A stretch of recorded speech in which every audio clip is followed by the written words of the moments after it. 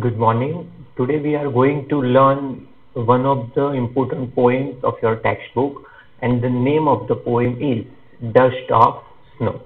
Dust of Snow. Dust of Snow is written by Robert Frost. Robert Frost once he was sad mood. His mood was very much sad. He was lost in sorrow. What was the reason we don't know, but he was very much sad. And what happened with him when he was sadness? He was lost in the sadness. How his sadness was removed has been described in this poem, Dust of Snow. It was the time of winter. It was the time of winter. He was sitting one of the tree. The poem is very much simple, but the significance of the poet is very much the significance of the poem is very much large, is very much important. Okay poem की story है वो बहुत ही simple है कि poet एक tree के नीचे बैठते हैं. The poet sits under a tree.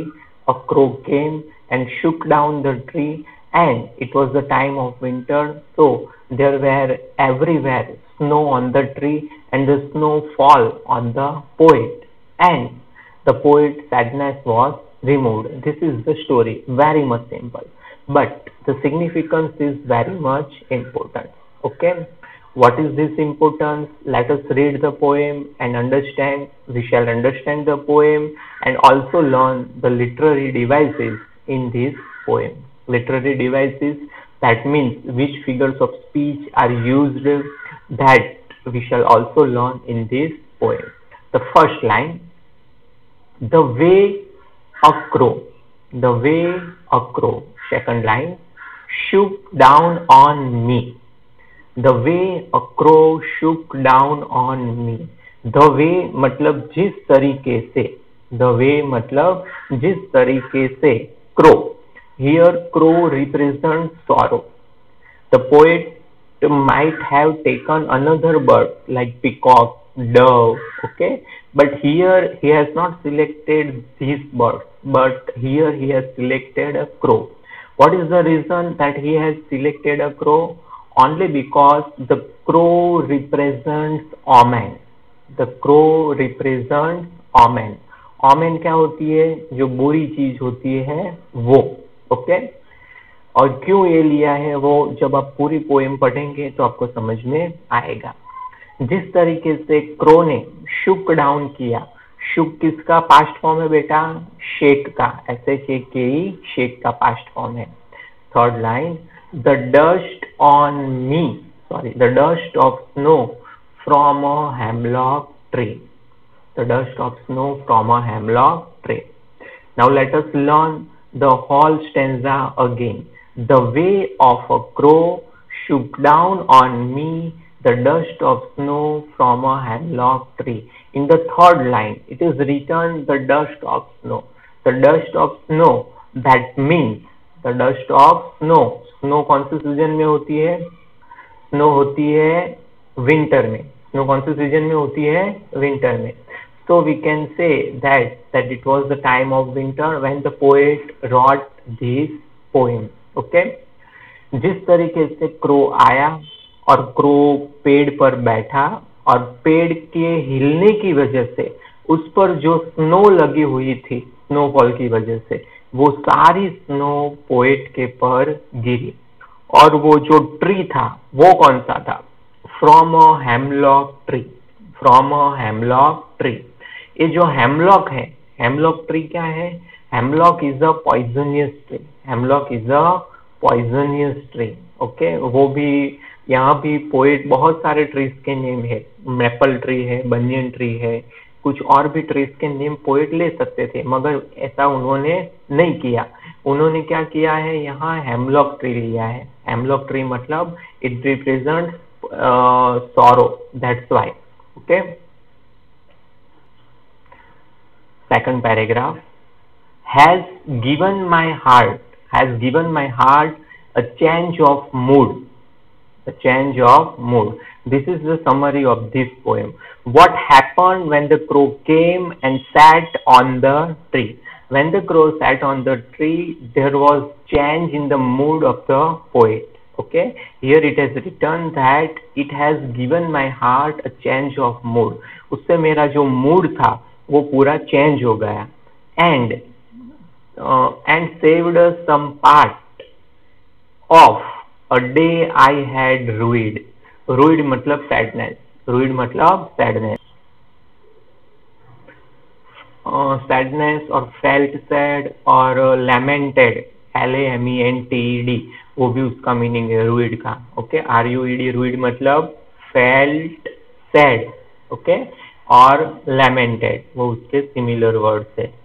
और एंड सेव्ड, लास्ट लाइन देखिए, and saved some part of a day I had rued. और जो मेरा सुबह से अब तक जो मेरा दिन स्पॉइल हुआ था, ओके, वो मेरा बचा लिया और अब मेरा मूड अच्छा हो गया. किसकी वजह से? डस्ट ऑफ स्नो की वजह से. क्यों डस्ट ऑफ स्नो की वजह से? क्योंकि डस्ट ऑफ स्नो पेड़ पर से गिरी.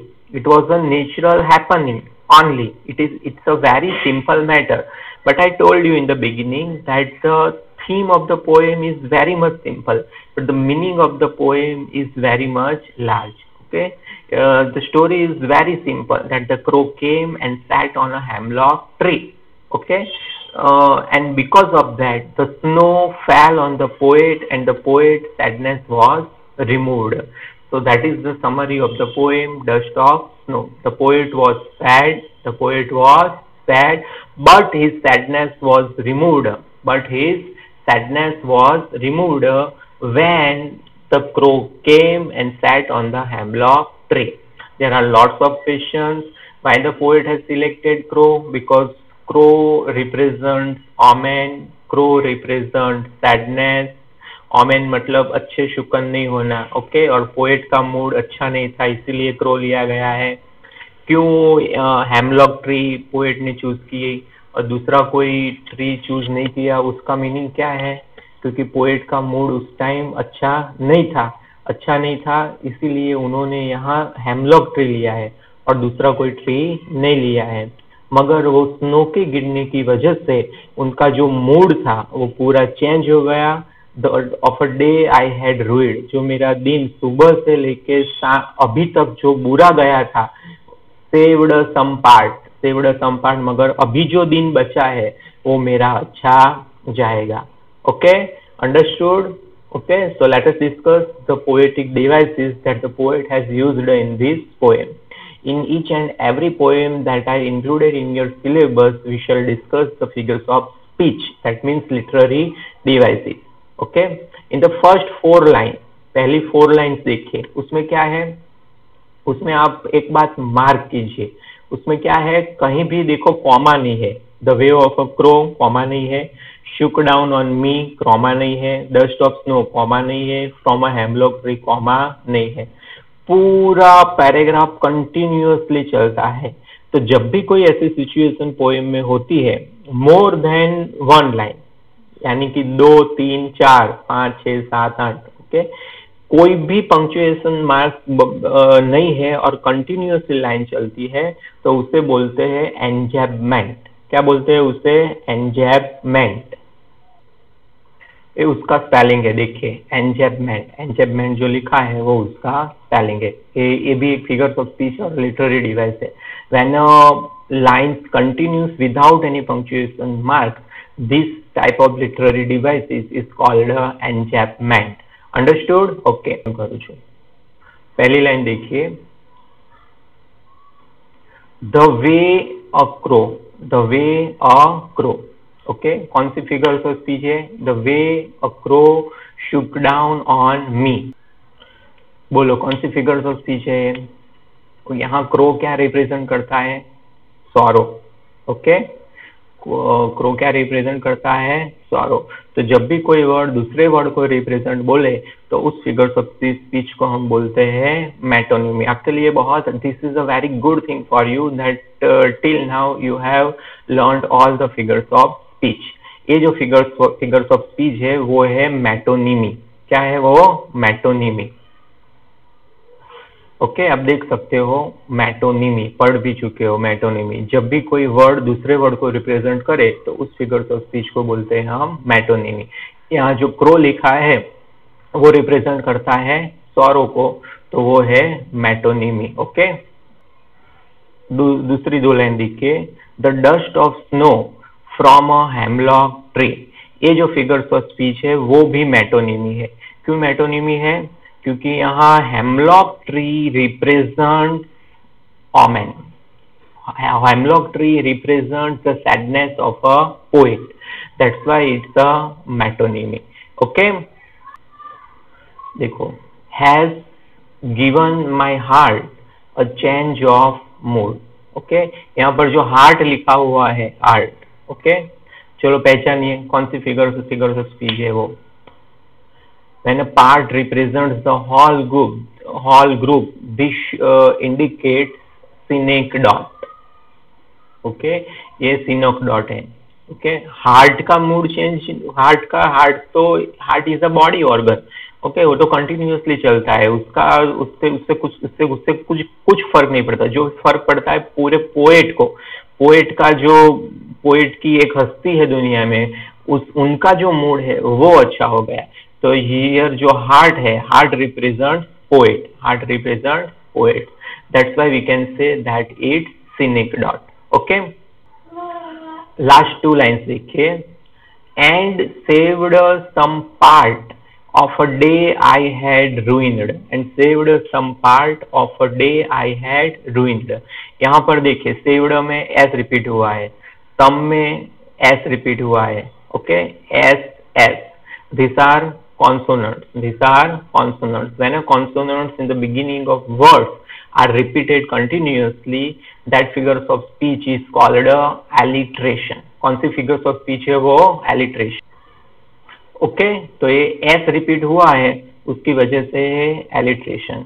फिर ए लाइन देखिए, इसमें ए जो लिखा है ना, हैज गिवन माई हार्ट, उसमें जो एच रिपीट हुआ है, एच, ओके, वो भी कॉन्सोनेंट रिपीट हुआ है। हार्ट में भी एच है और हैज में भी एच है, तो ये भी एलिट्रेशन है। ओके, बाद में सेकंड लाइन देखिए, शुक डाउन ऑन मी, उसमें देखिए ये शुक में ओ और ओ में ओ, और फिर यहाँ पर भी ओ, ये ओ रिपीट हुआ है। O are vowels. when vowels are repeated in the sentence, this figures of speech is called a, कौन सी figures of speech है वो?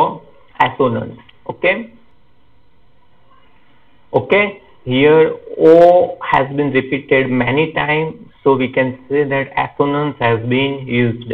यहाँ पर मेटोनिमी क्यों थी बताओ? क्योंकि जो क्रो था, okay, crow represent sorrow, that's why it is metonymy. Okay, फिर सिनिक डॉट क्यों थी? क्योंकि हार्ट है, heart represents the whole group. कौन सा ग्रुप? पोएट का पूरा, पोएट का मूड चेंज हुआ, तो ये है सिनिक डॉट। और यहाँ पर एलिट्रेशन क्यों है? Because consonants have been repeated, so it is alliteration. Understood बेटा? चलो थोड़ी टेस्ट ले लेते हैं कि आपको पोएम में कितनी आप पोएम समझे। Who has penned this verse? Who has written this poem? नाम बताइए। Okay, Robert frost. फिर दूसरा question, when did the poet's mood changed? कब पोएट का मूड चेंज हुआ? Okay, the poet's mood was changed when the dust of snow fell on him.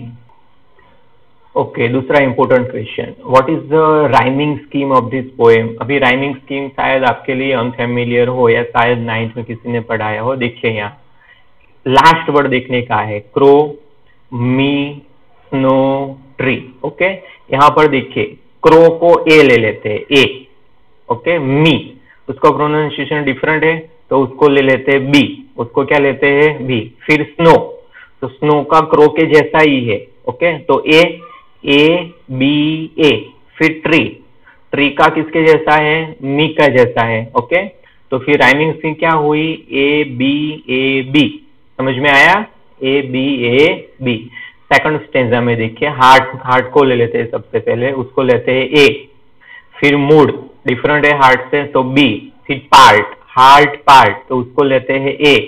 फिर रूइड, okay, तो mood, rude, okay, दोनों का same pronounce हो, उसको उसको हम ले सकते हैं बी, तो A B, so the rhyming scheme of the poem is B. Understood beta? Yes? Okay, that's very fine. What is the meaning of rude? Last word. What is the meaning of rude? Rude का meaning बताइए. Okay, felt sad. और दूसरा meaning है lamented. Lamented का spelling यहाँ लिखता हूँ, देखिए. ओके, रूड का मीनिंग है lamented और felt sad. Lamented और felt sad. Okay, so that was all about Dust of Snow. We understood the poem. We learned the translation line by line.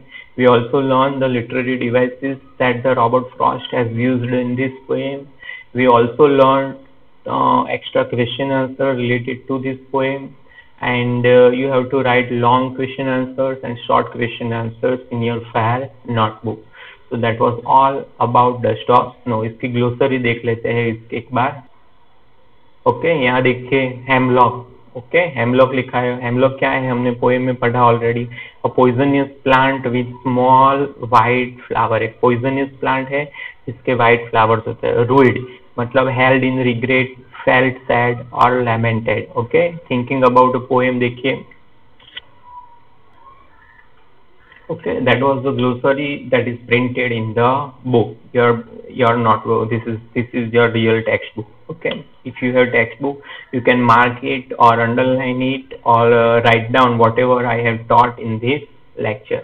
Okay, thank you very much. Okay, bye. See you.